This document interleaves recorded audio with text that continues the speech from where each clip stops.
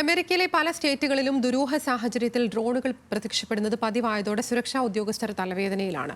ഇതോടെ project blue beam എന്ന വാക്ക് വീണ്ടും ചർച്ചയായി കഴിഞ്ഞു. 90കളിൽ ഉയർന്ന ഒരു ഗൂഢാലോചനാ സിദ്ധാന്തമാണിത്. ഈ വിഷയത്തിൽ ബൈഡനെ വിമർശിച്ച് ട്രംപ് ഡ്രോൺ വെടിവെച്ചിടണമെന്നും ആവശ്യപ്പെട്ടു. അമേരിക്കയിലെ ന്യൂജേഴ്സി, ന്യൂയോർക്ക് സിറ്റി, കിഴക്കൻ പെൻസിൽവേനിയ, മേരിലാൻഡ്, കണക്ടിക്കറ്റ്, മസാച്യുസെറ്റ്സ് മേഖലകളിലാണ് സംശയാസ്പദമായി ഡ്രോണുകൾ പ്രത്യക്ഷപ്പെടുന്ന സംഭവങ്ങൾ വർദ്ധിച്ചത്. കഴിഞ്ഞ ഒരാഴ്ചയ്ക്കിടെ അമേരിക്കയിൽ ഡ്രോണുകളുടെ ഈ കൂട്ടപ്പറക്കൽ പലയിടത്തായി റിപ്പോർട്ട് ചെയ്യപ്പെട്ടു.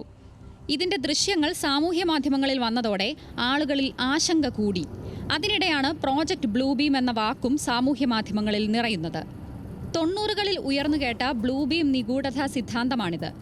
ലോകത്തെ നിലവിലെ മതങ്ങളെ ഇല്ലാതാക്കുന്ന ഒറ്റ മതസങ്കല്പം. ദേശീയതയ്ക്കുള്ളിൽ പൗരന്മാരെ നിലനിർത്തുന്നതിനു പകരം മറ്റൊരു ശക്തിയുടെ കീഴിലുള്ള പൗരത്വം, പരമ്പരാഗത കുടുംബഘടന പൊളിക്കുക, ഈ ലക്ഷ്യത്തിനായി അത്ഭുതകരമായ സംഭവങ്ങളെ ഉപയോഗിക്കുക എന്നിവയൊക്കെയാണ് ബ്ലൂബീം സിദ്ധാന്തക്കാർ മുന്നോട്ട് വെക്കുന്നത്. ടെക്നോളജിയും അതീന്ദ്രിത വിശ്വാസവും ചേർന്ന സിദ്ധാന്തം.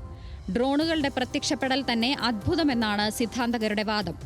അതേസമയം നിലവിലെ ബൈഡൻ ഭരണകൂടം ഡ്രോൺ പ്രശ്നത്തെ പരിഗണിക്കാതിരിക്കുന്നതാണ് സാമൂഹ്യ മാധ്യമങ്ങളിലെ വിമർശനവും ചർച്ചയും. ഇതോടെ നിയുക്ത അമേരിക്കൻ പ്രസിഡന്റ് ഡൊണാൾഡ് ട്രംപ് പ്രതികരിച്ചു. രാജ്യത്തുടനീളം നിഗൂഢ ഡ്രോണുകൾ പ്രത്യക്ഷപ്പെടുകയാണെന്നും നമ്മുടെ സർക്കാരിന്റെ അറിവില്ലാതെ ഇത് സംഭവിക്കുമോ എന്നും ചോദിച്ച ട്രംപ് സംശയമുണ്ടെങ്കിൽ സർക്കാരിന് ഡ്രോണുകൾ വെടിവെച്ചിടാമല്ലോ എന്നും പറഞ്ഞു. ട്രംപിനെ പിന്തുണച്ച് നിരവധി റിപ്പബ്ലിക്കൻ നേതാക്കളും രംഗത്തെത്തി. ഡ്രോണുകൾ പ്രത്യക്ഷപ്പെട്ടത് ഉദ്യോഗസ്ഥർക്കിടയിലും ജനപ്രതിനിധികൾക്കിടയിലും ആശങ്ക സൃഷ്ടിച്ചിട്ടുണ്ട്. ഇറാന്റെ നീക്കമാണോ ഇതെന്ന് സംശയിക്കുന്നവരുമുണ്ട്. എന്നാൽ ഡ്രോണുകൾ പ്രത്യക്ഷപ്പെടുന്നതിൽ വിദേശ രാജ്യങ്ങൾക്ക് പങ്കില്ലെന്നാണ് പെന്റഗൺ നൽകുന്ന വിശദീകരണം. International desk, news Malayalam.